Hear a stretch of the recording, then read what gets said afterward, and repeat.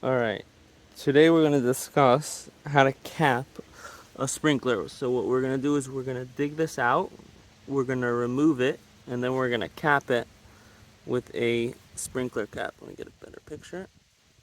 And that will no longer have the sprinkler here.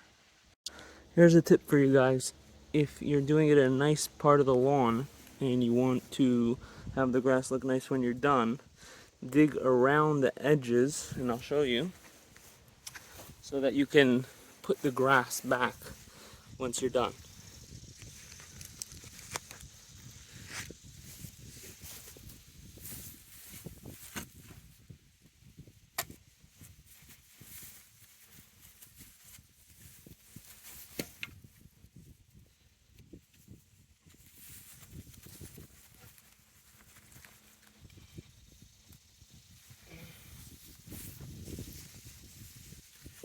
And now we're gonna dig up this whole area to show this sprinkler so that we can cap it.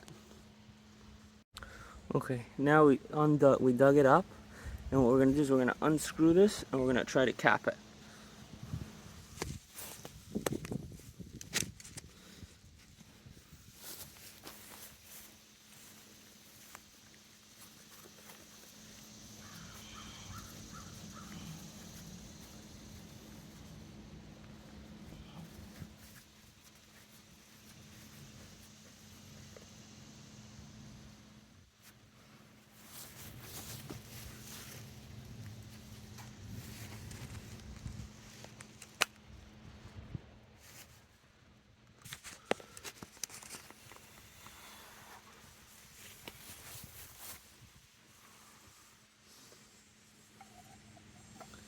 Ooh, this one doesn't fit, since this is, I believe, a 1 inch and this is a bigger one.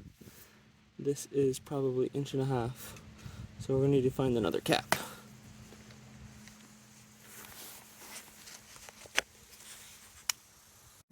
Alright, now we're going to remove this and we're going to put on the cap. So,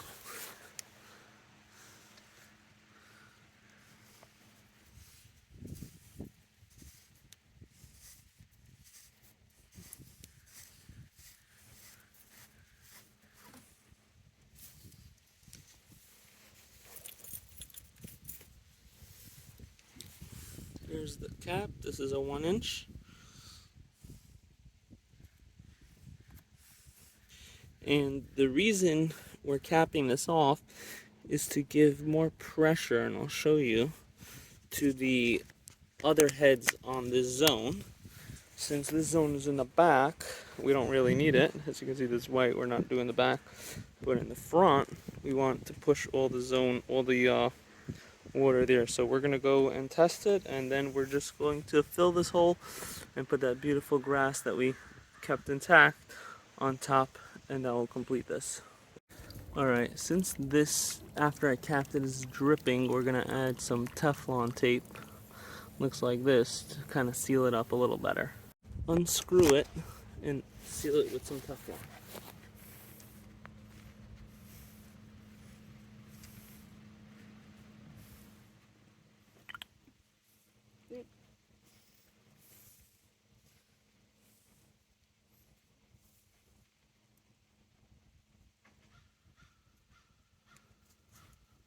Add this Teflon, maybe 2-3 rounds, and then we'll just pull it off.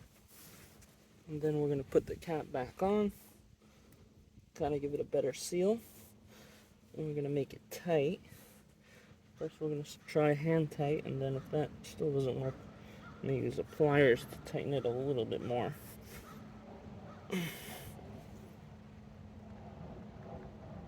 Alright, now let's run the irrigation. Hold on.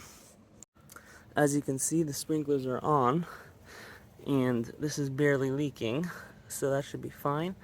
We're just going to tighten it up with the pliers and then just fill this up with the mud and the grass on top, and that will be all for today. Alright, just a tip as we finish it up.